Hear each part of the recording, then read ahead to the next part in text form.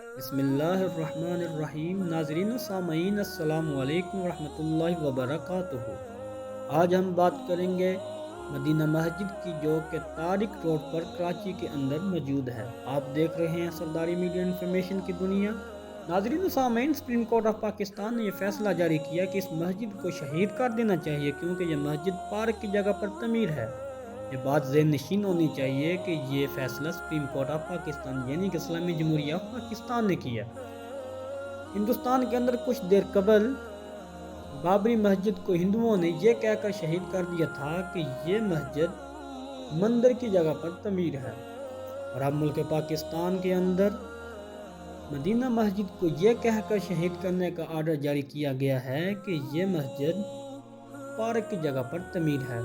ناظرین و سامعین، یہ مسجد 1980 کے اندر تعمیر کی گئی۔ 2021 کے اندر اس کی خوبصورتی کو بڑھانے کے لیے ٹائل پتھر کا کام کیا گیا، اور یہاں کے ایک تاجر نے یہ بھی کہا کہ میں 50 کروڑ یا 50 لاکھ تک کی لاگت دینے کو تیار ہوں، لیکن مسجد کو شہید نہ کیا جائے۔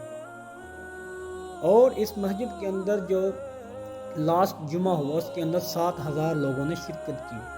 آپ سمجھتے ہیں کہ یہاں پر کتنے لوگوں کا آنا جانا ہے، کتنے لوگ نماز ادا کرتے ہیں۔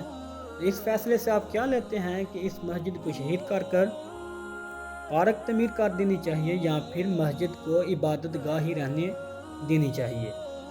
یہ فیصلہ آپ کس نظر سے دیکھتے ہیں، ہمیں کمنٹ سیکشن میں ضرور بتائیے گا۔